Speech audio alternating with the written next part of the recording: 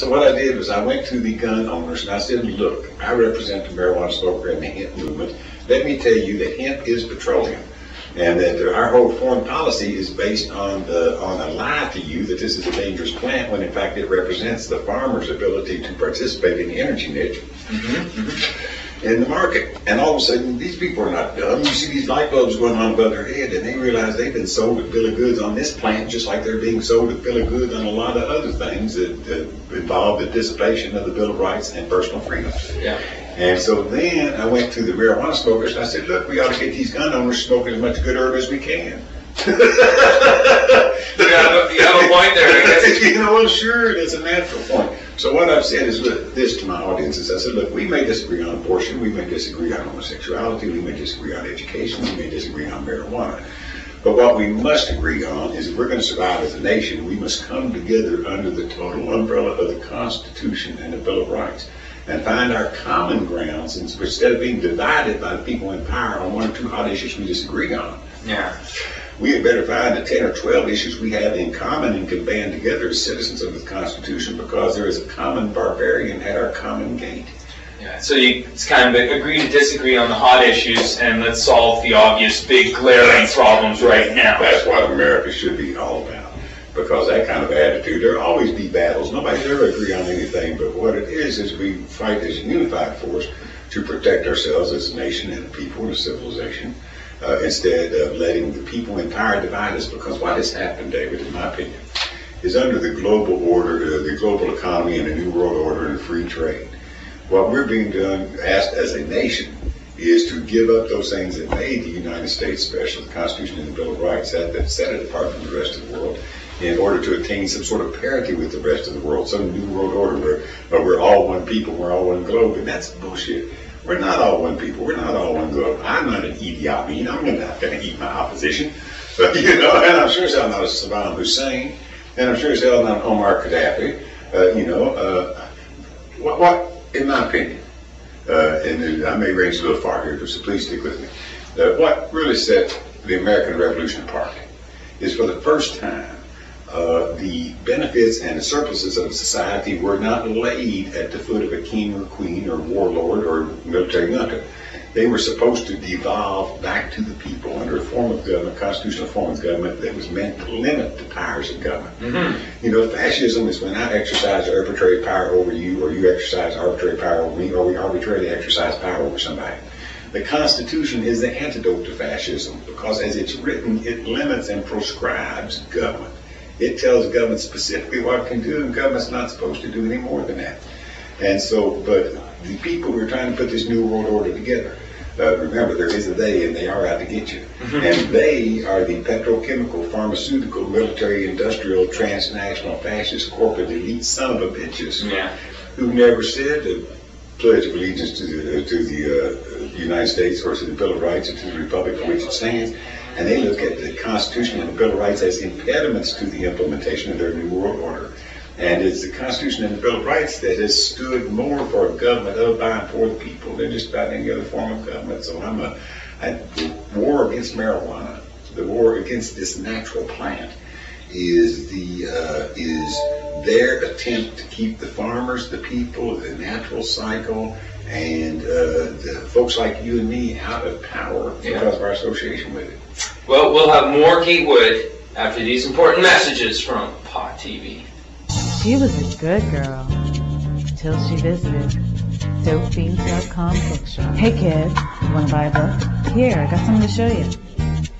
Oh, welcome to DopeFiends.com. We provide you with information that is safe, profitable, and productive. Learn safety techniques that will help keep your plants, shrooms, and laboratories clean, well-maintained, and hidden from any nosy neighbors. Be more profitable by knowing the best varieties for you, best techniques, and the best maintenance for your operation. Want to increase your productivity? We have books and videos that will show you how to utilize your space more efficiently, written by professionals in the field. So now that you have the information, and you know where to get it, and you know where to find it, be wise and buy from DopeFiends.com for all your growing knowledge and esoteric wisdom. Now, we're going to play a clip, a little 5-minute segment of your race for governor in Kentucky, is that right? There are some folks who are doing a film called Hempsters, Plant the Seed, and that's going to have a world premiere in Texas in November. And it's Willie Nelson and me and Woody Harrelson and Julia Butterfly and a couple of other folks on hemp and cannabis and the effort, the political effort to get those laws changed. And while they were doing that film, they accepted out a little 5-minute and 30-second thing of me leading a demonstration in Atlanta for legal marijuana. We lead a parade right down the heart of Atlanta, and I give a little dissertation on civil disobedience while we go. And Willie Nelson has a fabulous song in this, folks. My friend Willie is the coolest dude on earth. If you ever get a chance to see him, yeah, please do. The Supreme Court okayed the 1937 Marijuana Tax Act. Excuse me, was marijuana a big problem back in 1937? No, it wasn't. The reason that they passed it was because it was the first time that the government ever took the power to tell the people what seeds they could plant in the ground and what they couldn't plant in the ground. By virtue of that law, the government severed their citizens' relationship with the natural cycle. They were able to come in by virtue of saying you can't plant that one seed in there because it represents such a vilified plant. They took it upon themselves to be able to tell you any seed that you could plant. So when people ask Galbraith why is the change in the marijuana laws, why is it important to the people and to this country? Because it returns to the people the right to plant a seed in God's earth and consume the green natural plant that comes up out of it. Now, this is the Million Marijuana March, and today there are demonstrations just like this in every major city across the world. Are you with a party? No, sir, I'm independent. I've run twice for the Democratic nomination in 91 and 95 and got beaten in the primary both times.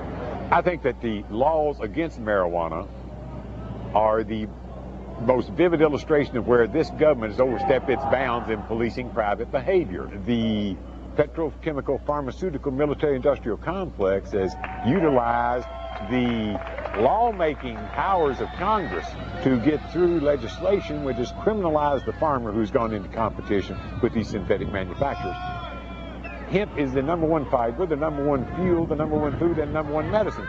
So the laws against marijuana are the most important step that this government special interest have put together and put on the people to remove them from the natural cycle of things.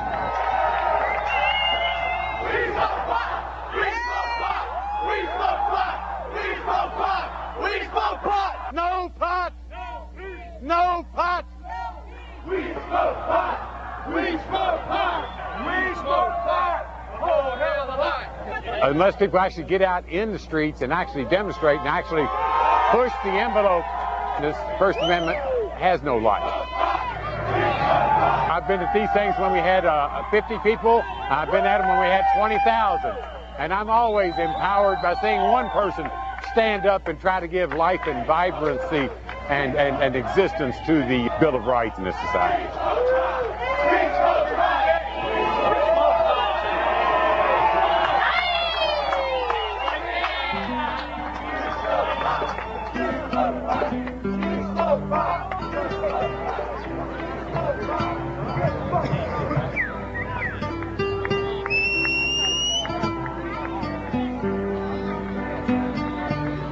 We live in a police state, there's no doubt about it.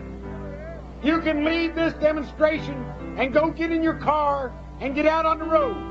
And they can set up a random roadblock in front of you and make you get out of your car, bring up a dog to sniff you, your car, and all its belongings, take blood out of your arm, make you pee in a bottle, if they think you got something.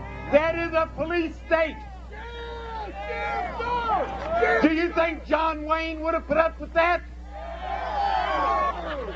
I think John Wayne would have said, "I'm afraid not, Pilgrim.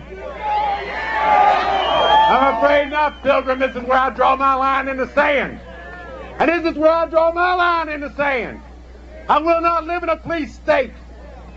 Our fathers and our grandfathers did not fight and die on the beaches of Normandy and Iwo Jima so that you would have to pee in a cup to hold a job in America." We don't run, we don't compromise, we don't quit, we never do. We look for love, we find it in the eyes of me and the eyes of you.